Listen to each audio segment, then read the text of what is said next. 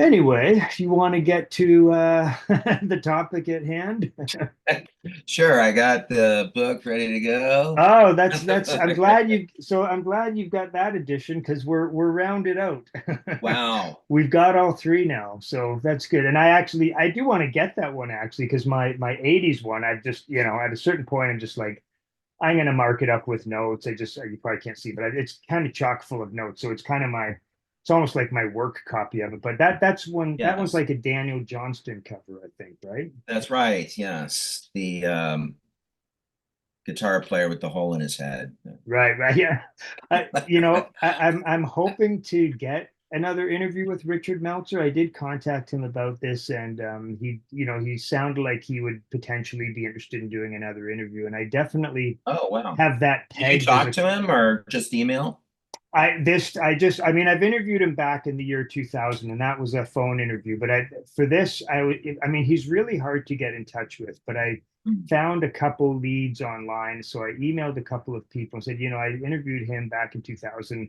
I'm not just some guy off the street. I'd really like to try and get in touch with him about something. And someone was nice enough to get me his email address. I contacted him and just said, look, I'm trying to put together this series about your work, the aesthetics of rock, and I have some ideas. And a part of it was like so maybe this is a good way to actually introduce this series too, because you're really my first interview for this, and I'm planning to do a few interviews at least. But basically, the premise here is to just kind of do hopefully an ongoing series about the aesthetics of rock where I do interviews with hopefully a few people. I've got a couple lined up, so hopefully they'll come through.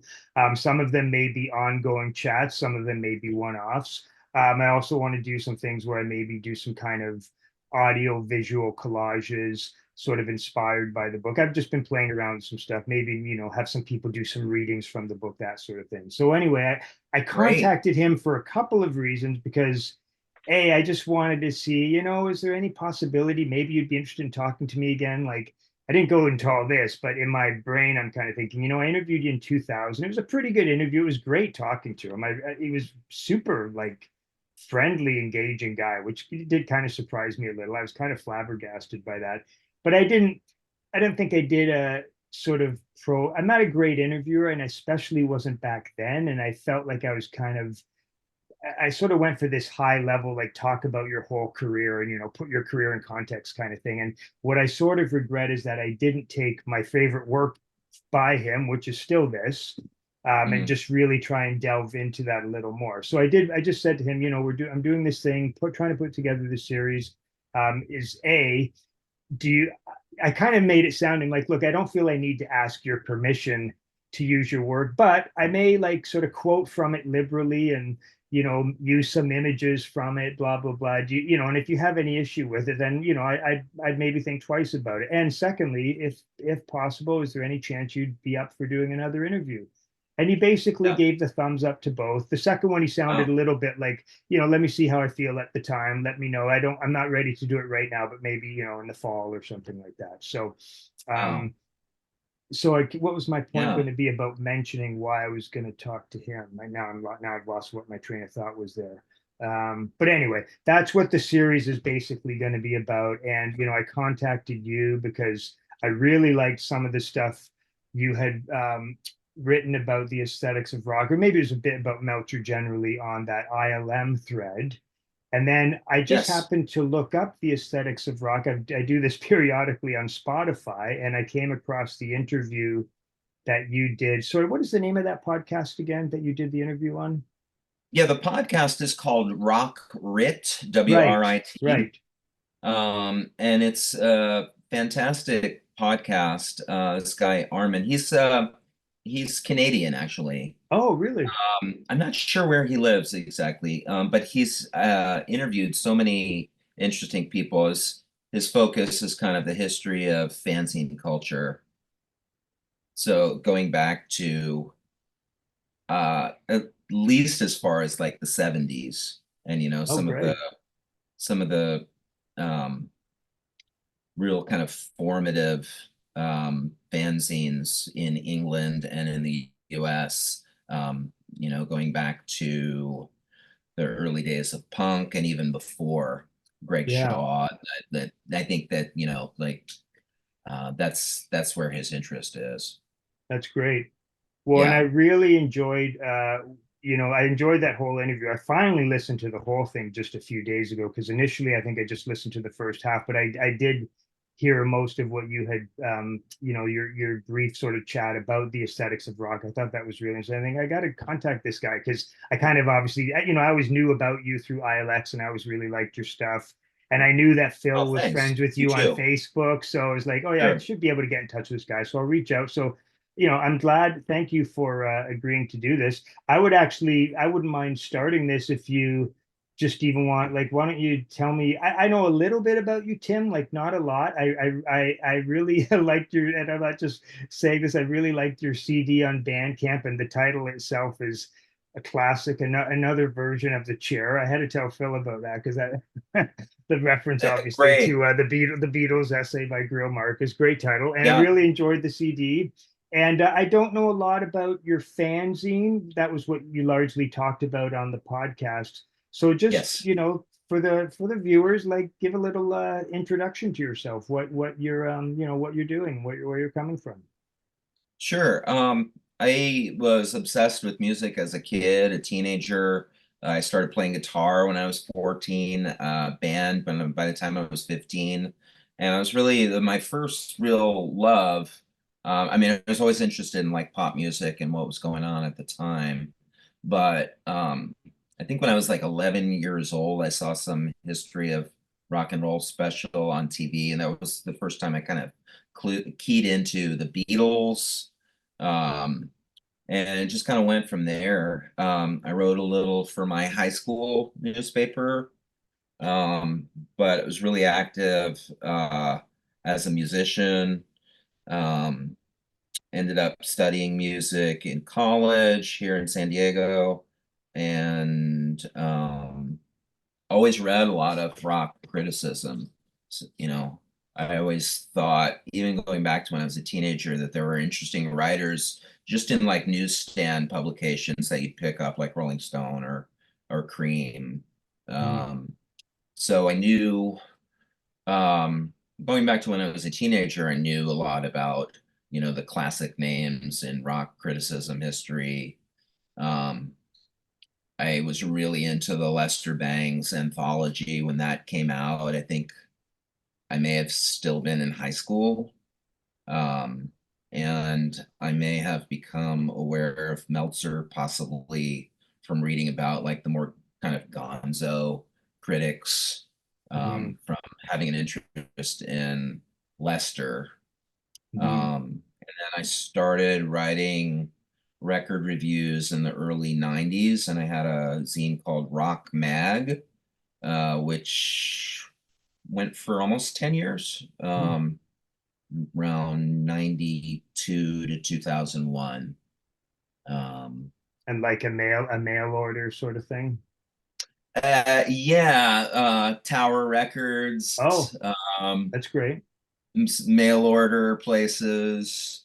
Um, Yeah, that was about the about the extent of it. But it was a cool experience because I met a lot of people through it that I'm still friends with, still keep in contact with. Um, Met a lot of people that were active in the fanzine community in the 90s, which there was a lot of healthy and sometimes not so healthy conversation about music at the time. So it was cool to be kind of in the middle of that. That's great. Yeah, it's remarkable to me, and I kind of suspected this, but like your sort of your whole history with music and with writing and so forth is just such a close parallel to my own. Because I did the fanzine thing in the 90s as well. I grew up Yeah. in the 70s, and I remember actually I really resonated with you when you said about, watching some history of rock thing on TV and discovering the Beatles. I think that something very similar happened to me. I was always kind of aware of them. Now I had an older brother, so I had an interesting, and So he did was I. oh, did you really? And like, so someone Yeah. who was like really into rock and roll and all that, like Well, classic rock. And yeah. oh, that's What was your brother's Like, what was your brother into? So he was born in 57. I was born in 64. And he basically, and he was a very precocious kid. And what, he saw the Beatles on Ed Sullivan and claims changed his life even at the age of 7. So Wow. and I sort of first remember listening to records and stuff and looking through his album collection, probably about 69, 70. And he had like, a bunch of Beatles albums, a few Stones albums, and the Doors. Those were the three big ones in his Yeah. life: the Doors, the Beatles, and the Stones. Interestingly, he didn't own a Dylan record. And Paul Revere and the Raiders' greatest hits. For some reason, he really latched on. He had a copy of that, and we just like played the crap out of that record. Like it was Wow. definitely a favorite growing up. And then he Yeah. probably had a few other sort of one-offs here and there. And then he really in the 70s got super heavy into like glitter and stuff. Oh, Even like wow. even to the extent where he had like high heel boots and stuff like that. And he played like Yeah. a sort of a mock New York Dolls band at a high school assembly and stuff like that. So he loved the Dolls, he loved Amazing. Roxy Music and Bowie. And I sort Yeah. of grew up, and I revered him. We got along great. He was 7 years older than me, but I think he kind of liked having a younger brother who was really into the stuff. Yeah. Obviously he was in a different, I think he was probably doing, smoking pot and all that stuff when I was still, in grade school and all that. But he was always very like generous with his music.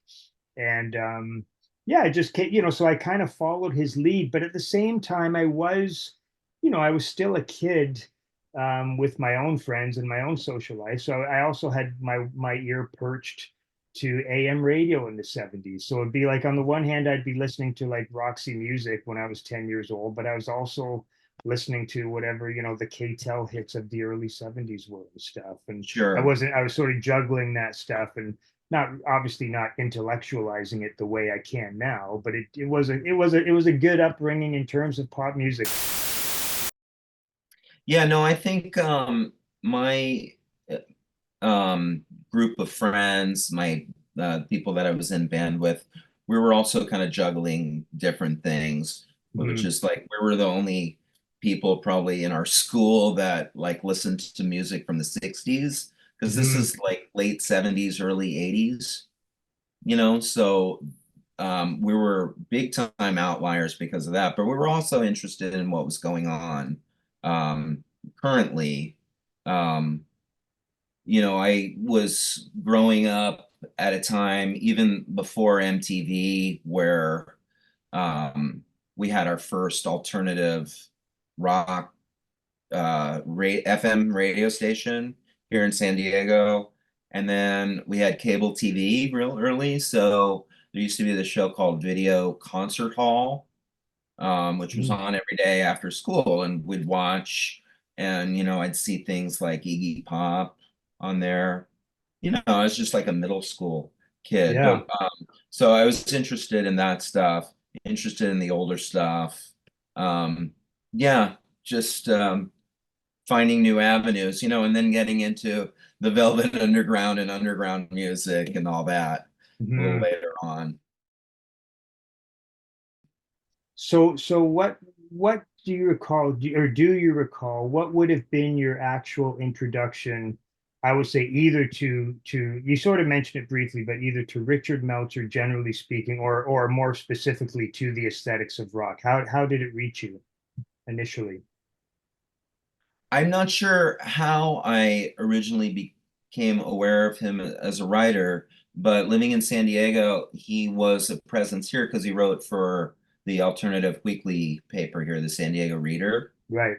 Um, he used to write these great long feature articles, like front page feature articles, where he would, this is early 80s, I guess, he would, or maybe mid 80s, somewhere, he would come down to San Diego and do something and then write it up, like just like ridiculous things. Like there was one where he was worked as a Santa Claus at the swap meet, but they were great. I loved those articles. And like I said, I think from being a fan of Lester and kind of reading about that milieu, I became aware that he wrote about music And then my college library had a copy of Aesthetics of Rock. Right. So checked that out of the library, and um, I think anyone's like first encounter with that book, you know, it's very unique piece of writing, but I was always very interested in a lot of what he has to say in that book.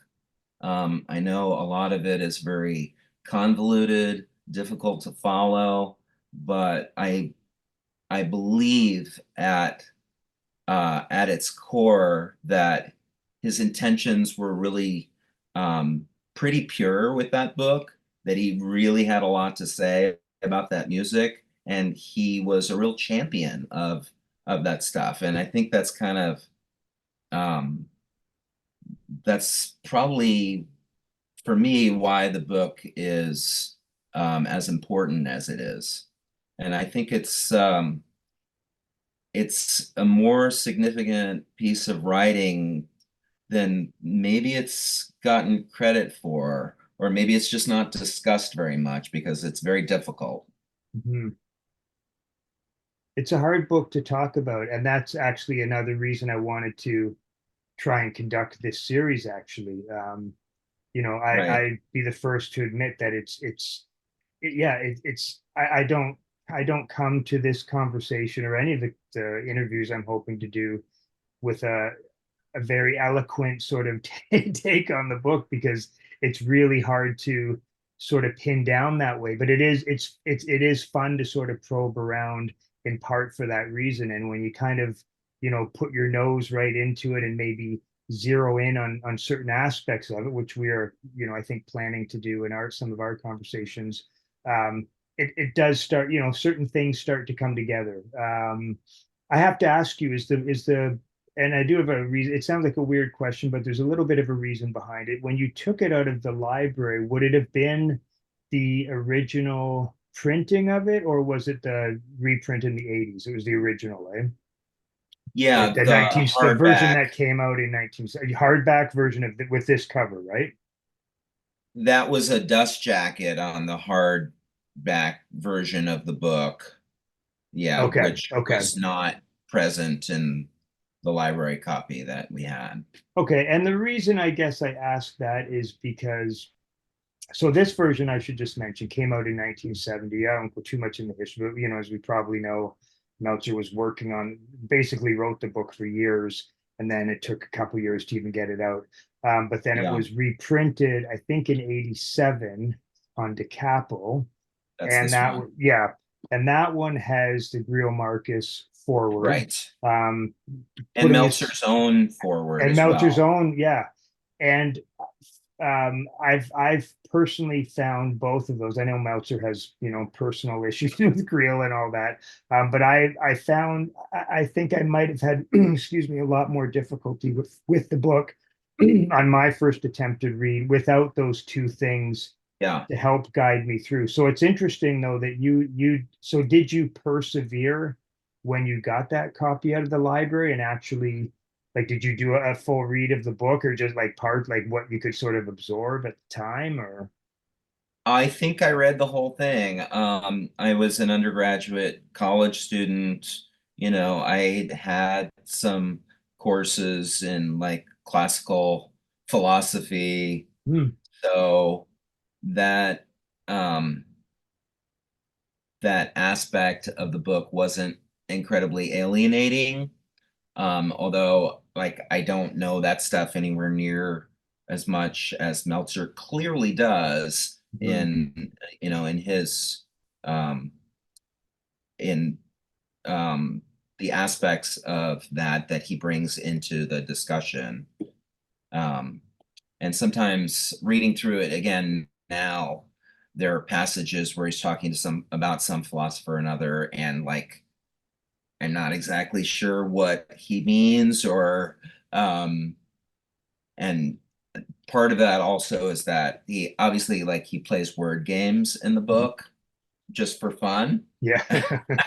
you know, and so he I'd say, doesn't make yeah. it easy for you. Yeah. Um, yeah, I think he said it, I don't know if it's in um, the introduction to this printing of the book or not, but I remember him writing once that there are passages of it that he said, even I can't understand. Yeah. Yeah. I Yeah. know my limits, I think he said.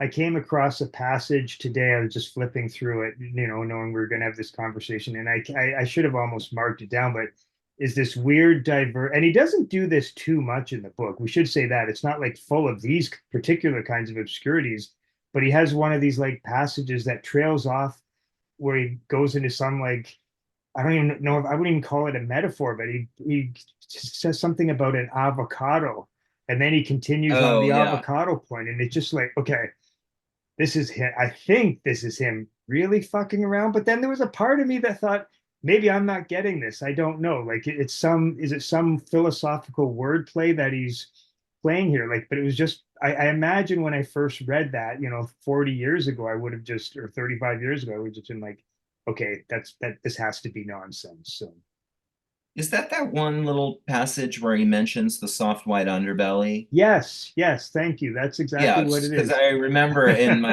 um my current reread, it seems like maybe he was kind of wrapping up one of the sections, um, and he just kind of goes off the rails, and that's it. It's over. Yeah, yeah. You know what? I'll just see really quickly if I can find it. I won't there's only like a couple references to the soft white underbelly here. Let me see. I think I can find this in Jiffy actually. Let's see. Turn on my light here.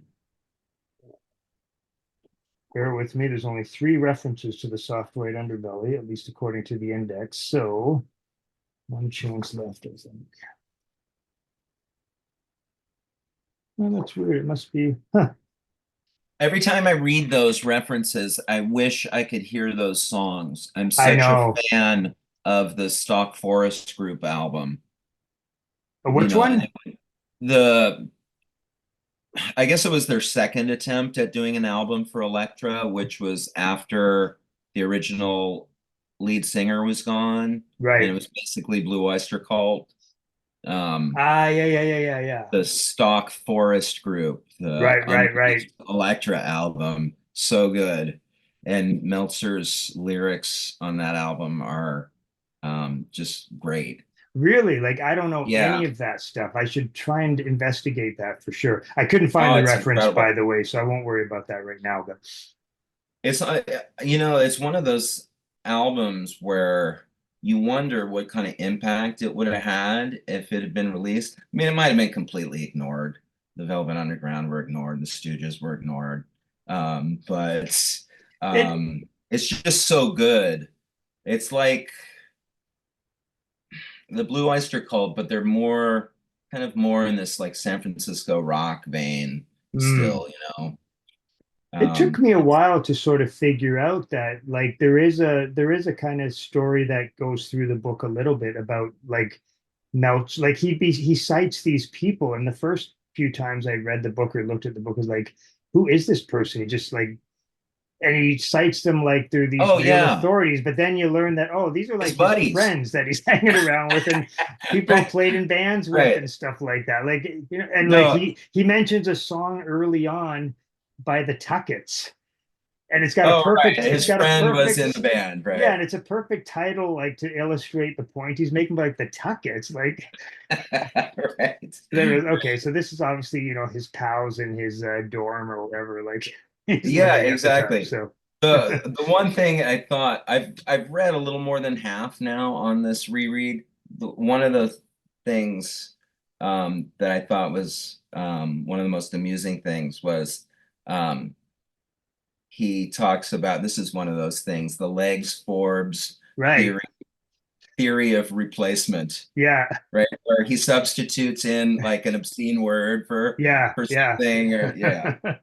Yeah, exactly. And I'm sure at various junctures I was like, I should know who this Legs Ford is. Like he sounds like Right. like is he someone who wrote for Crawdaddy? And then of course No, I think Memphis Sam. I didn't realize for Memphis the Sam longest is the time that only Memphis one. Sam Yeah. was obviously Sandy Pearlman, but I Yeah. didn't get that for a long time. And Memphis Yeah. Sam leads into the the unknown tongue section, which we're going to discuss. So Cool. basically, you sort of had this early read of Meltzer when you were still quite young. It sounds like you were sort of taken by some of it, but then, if I understand from what we had discussed before and on our own, um, you didn't read the book for a long time, and you basically have just done a reread. I think you said it was your first read of the book in like 20 years or something like that. Is that correct?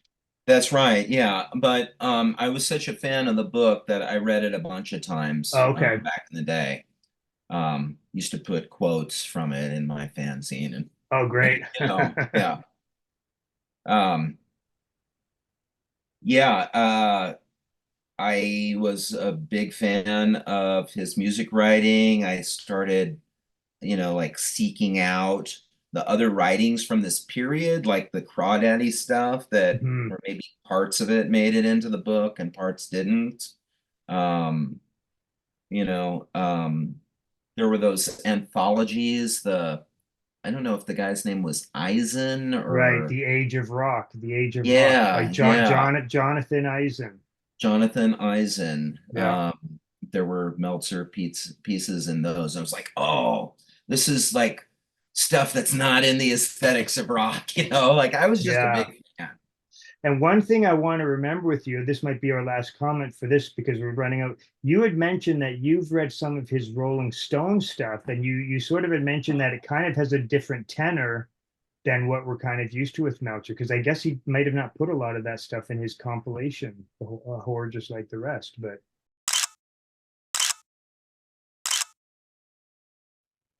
I think he had a very brief stint as writing reviews in the Rolling Stone album reviews section, like maybe a year. mhm. Um, And I know I mentioned to you last time we spoke that I like those pieces a lot, and I like a lot of his pieces for the Village Voice. I know in the introduction to his anthology that he makes negative comments about that stuff, that he felt that, he was he had to write in a certain voice because those were the requirements of the publication and the editors, and that he wasn't maybe so happy about it at the time.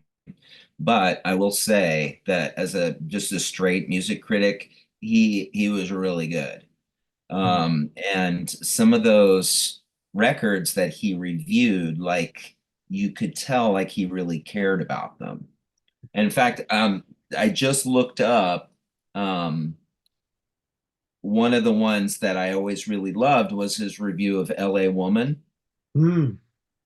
which is, what do you know, on the Rolling Stone website right now, Oh, great. Okay, I'll check that credited out. to Robert Meltzer. Robert. Wow.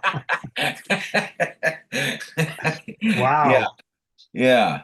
So Um, do you take that as a is that just a mistake on the website, or he wouldn't have been screwing around and called himself that in Rolling Stone, yeah, would he have? no, it's It's a a mistake. website mistake. Okay, that's Yeah. terrible actually. That's I awful. don't know if the Like, original credit was R or right, Richard, but right. it wasn't Robert. Yeah, yeah, that's pretty shoddy. So, Yeah.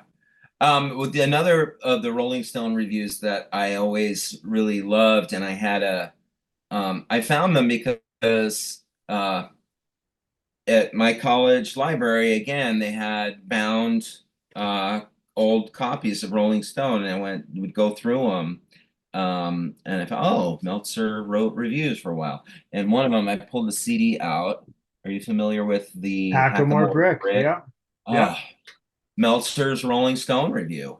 Really? Oh, yeah. I can Great totally one. see him like gravitating towards something like that. Wow.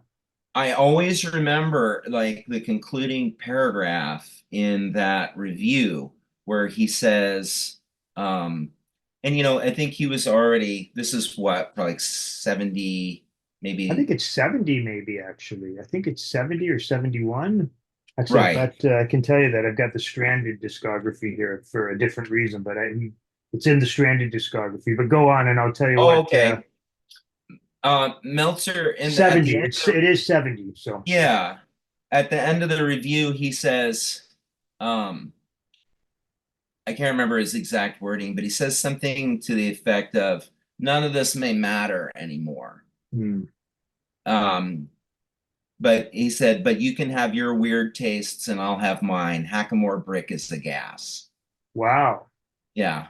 So he was That's kind of already on this like rock and roll is dying. I think that's that's a where he was coming from with that. well, that's a kind of amazingly prophetic line in another way, because from the way you, at least you, I don't know if you're paraphrasing it or you remember the quote directly, but it really reminds me a lot of the very oft quoted line by Bangs in his Elvis obituary, right? Oh, I You think know, of that so often. we will never agree on anything the way we do this, and that sounds like Yep, a very much a presaging of that, right? That's brilliant. Like, I mean, no doubt. I've never come across that before, so that's great. Yeah. No, it's it's cool that you bring that up because I actually think of that Lester line all the Oh, time. it's great. Yeah, We'll yeah. never It's connect poetry. again. And that does seem to become the case. Like everyone gets more, I don't know, more individual, I guess. Well, And yeah. I have to tell you, as a parent of three, I've got three still pretty young children. Had children late in life, and they're into music to varying degrees.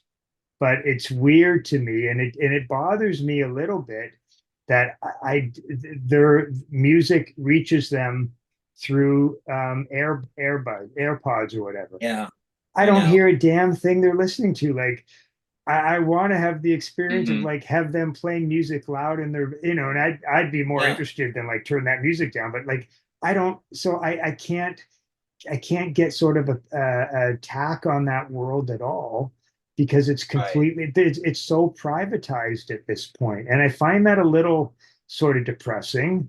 Um, Yes. it's just where we are now. But yeah, like I think and I do think I think about that Bangs line sort of in relation to that, right? Like everyone's got, and the Yeah. paradox is that, and certainly for someone my age and maybe for yourself too. I mean, the paradox is that when the internet came around and suddenly there was streaming and all this stuff, it's like, wow, all these records I've been reading about for 30 years, they're there now. And it's, Yeah. the whole, like, I used to dream one day of having a jukebox. Now that is just such a, archaic, quaint idea. Like, why would I need a Right. jukebox now that like it's literally every is available to me? So Or it's a luxury in that way, but a whole room full of shelves of records. yeah, oh yeah, that used to seem like a dream. Yeah, it's Yeah, didn't Lester Bangs say something about that? That was his dream. yeah, Like that's right. Like something about cobwebs and albums, like living in a room with just cobwebs and albums or something like every that. So, record ever made. but yeah, that's a brilliant sort of so Meltzer, yeah, I mean, it's not surprising in a way that he was on that sort of idea early on, because I mean, and I've said this to you before, and then we'll get into the heart of what I think we wanted to talk about tonight was the unknown tongue. But one of my I mean, one of the reasons I love Aesthetics of Rock so much, and I'll be clear, I do love a lot of Meltzer's other writings. I've got a shelf full of his books, and to varying degrees, of some I like more than others. But Aesthetics is really the only piece of extended writing by him where he's just so enthralled by the Mhm. subject itself. There's Yep. no, like, the distance isn't there. It sort of creeps in at certain parts. You can sort of, and obviously you can tell by the records he's citing, when he started writing about records that came out more in 67 and even maybe a little bit in 68, and obviously he wrote that at a later period. But you Mhm. can sort of sense a little bit of a different voice creeping in certain sections. But when he's covering that stuff, the original British invasion and even the 50s stuff, I think he writes really well about a lot of 50s records too. He's Right. completely so enthralled. And it's weird because it's not a book full of value judgments. Like, he doesn't really use like words like like fantastic and great. Like he doesn't do it that way, but you can just tell he's just, I think you said that, I'm going to paraphrase you actually in the interview you did on Rock Rit, where you said he's just living inside that music. And Yeah, it's the only time you get it in Meltzer, really. And that's one thing I find so valuable about the book. Like it's got all the complex philosophical ideas and the connections and et cetera, et cetera. But you can just feel, I don't know, my image of the book, every time I've read it, I always sort of visualize, I sometimes visualize him at a typewriter, but he's in some like little room in like, his apartment or something. And he's just yeah, cranking up records. And, as he himself said, he's probably like smoking joints here and there and stuff. And he's just dancing around the rooms like, oh, I got to get this. Like, you can just, it's a visceral kind of excitement that he does at its best manage to get on the page. And I really like that about the book. And his later writing had that visceral quality. And, a lot of people would argue that he just became a much better writer. He certainly thinks he did.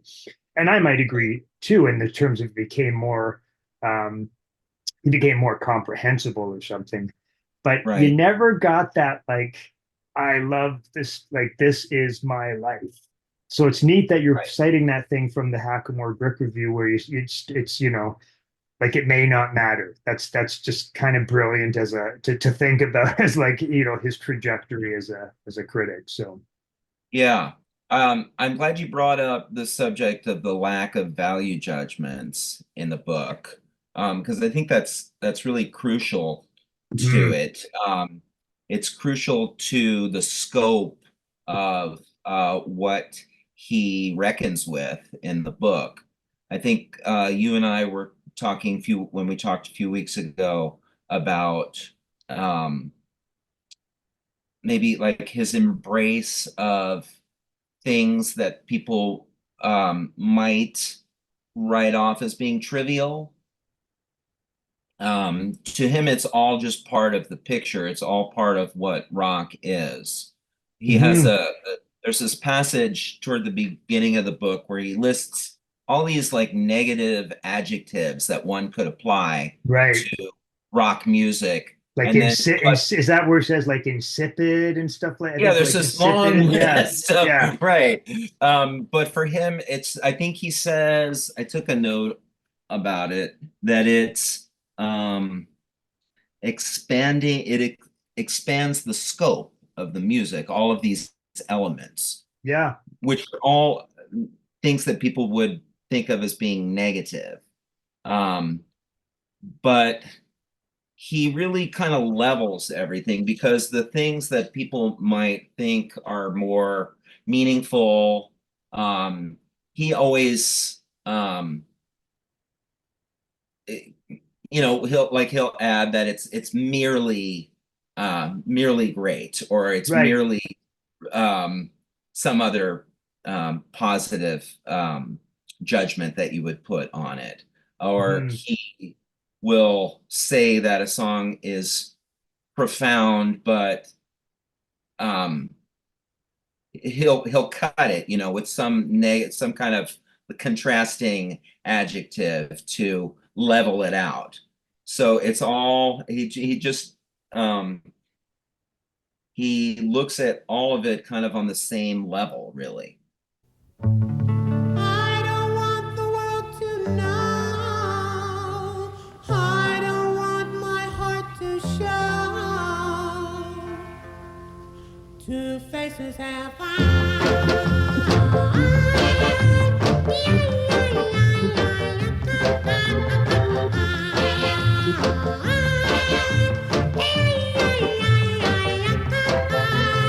I pretend that I pretend that I pretend that I pretend that I pretend that I pretend that It's that whole idea of and many have said this, and he said himself, like rock is basic, rock is kind of the world, or it's a universe. And I think he really takes that idea, when I think there's even passages where he'll write about something that is clearly like just so insipid or ridiculous or like almost anti-rock, but he sort of comes to the like it's almost like an ecology. Like it is, but it's all part of this. And that's what Yeah. makes this all so wonderful, kind of thing. Like he even has a I think there's even a passage on Sinatra or something. And I don't think it's so much that he doesn't like Sinatra, but it's clearly something where he's drawing this contrast, how even it's part of this moment. And isn't it like, and he would never say it in such a sort of banal way as I'm going to say now, but isn't this amazing that even this is part of this world, and you can't sort of Yes.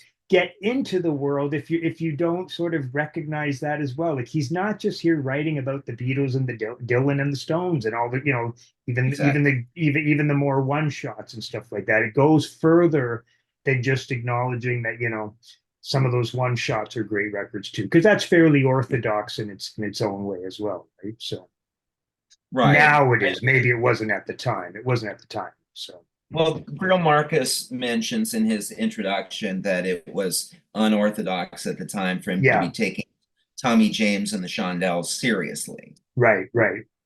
But it's more than that. Mhm. It's everything. It's like there's a passage about the cow sills toward the beginning of the book. You brought up the name game, Mhm. and it's like there's a genuine appreciation for stuff like that, like the name game as kind of Dada poetry, Yeah. which it is. Mhm. A And Surfing Bird is and a schema almost, right? The name game. schema. Like it's got a schematic, um, like the whole like idea of it, like I almost think of the name game as kind of a version of the aesthetics of rock in a way, because it's a song of lists. Yeah. It's like he has a kind of funny line about it where he sort of says, and it's really like it's complicated to follow. Like, so is your book, Right, so is right. this paragraph. Like, Yeah. Yeah, yeah, amazing. so Um, yeah, no, go go ahead. ahead. Go no, no, go ahead. Um, I wrote down a couple of quotes, just to kind of because I think he's there's also like good music criticism in the book. There's good analysis of the records that were considered more um, cutting edge at the time. Mhm. Um, but again, like I was talking about before, he tempers it, or he finds things to like about it. Like he'll say that um, I, I love. Can I find this quote about Paint It Black? Absolutely. Um, he says that um, he just starts in on the lyrics, and then he says it was the most potently pain they were the most potently painful images to appear in rock or anything else when they appeared in the spring of 1966. And he's right. Like that song is just really powerful, and the imagery is incredible, Yeah.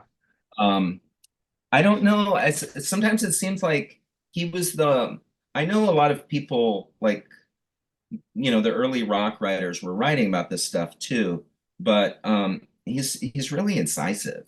He really zeroes in on things. I like his comments about Zappa, that he kind of um he gives his little zings into Zappa about like, I don't know, like um maybe Zappa um thinking that he's more important than he is or something. Or like parody and yet he doesn't realize it's not like he's being parody, but there's some like it's almost like he sort of he'll put Zappa in a context of exactly what you're saying, like this kind of hyper intelligence or something, but really like it's already he doesn't say it in this way, but it's already been there, like it's already there, and like you don't need this kind of version that Zappa's giving you to get the thing that Zappa thinks he's giving you or something. It's a very convoluted way to say it, but I'd have to look at a specific passage. But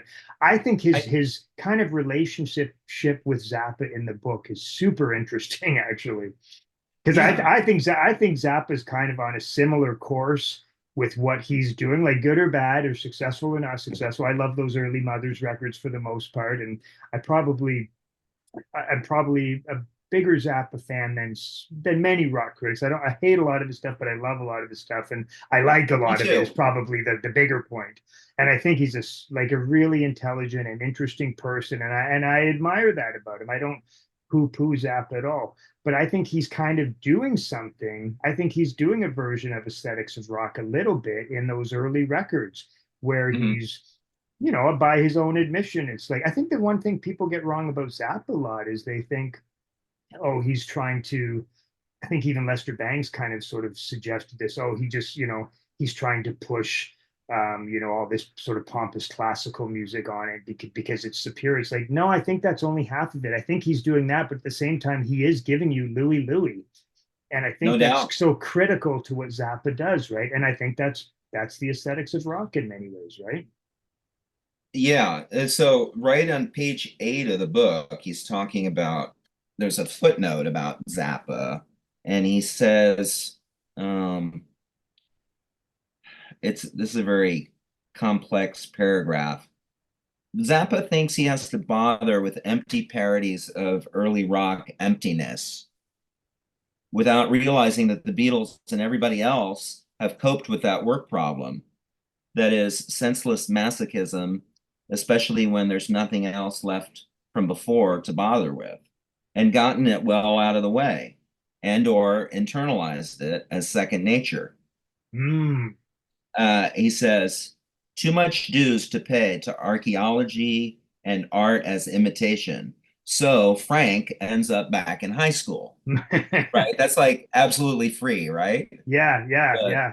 Status back baby or whatever. Yeah. So it's a criticism, but then he throws in the last sentence is, and that's nice too. Yeah.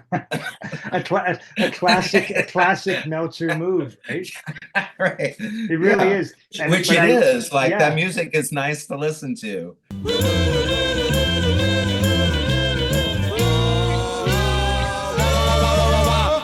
The line that you quoted, I think in some ways that one of the critical lines in that passage is, what did you say? I'd already internalized it or something. Yeah, the Beatles and everybody else had already.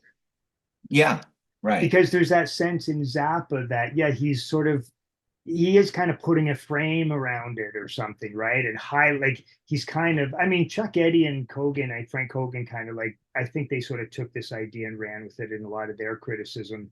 Is the idea of you could put something in bright lights and make a big deal of it, but it's being done as he said, is kind of the Beatles kind of did all that stuff already, but it's second nature. So I guess if you think about it concretely, I'm just sort of working my way through this now, but Zappa obviously being the huge doo-wop fan, and there was that element of a little bit he's clearly kind of you can tell he likes it because he's done a really good job sort of blending the voices and kind of getting that part down. But there's clearly a satirical or a parodistic or even mocking version of some of that. But when the Beatles did something like that in Happiness is a Warm Gun or something, you're not really thinking about it's just so internalized, right? It's it's the Beatles. So maybe that's sort of what he's getting at with that. I mean, that would be my one interpretation of it. I don't know, but I think he's also saying that there's no reason for Zappa to be doing this now because we've already evolved past this. Why are you still parodying, Reuben and the Jets? Right.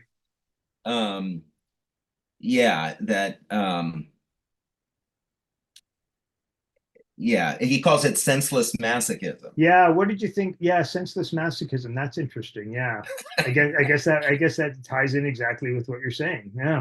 Yeah, we've been through that before. So, and that last line is a classic, and that's nice too. I love it. Yeah, and that ties in with the whole it is kind of, there is that it's almost like when he gets to a sort of a value judgment, he then sort of points out the paradox or points out the contradiction, and but that, again, it's part of it as well.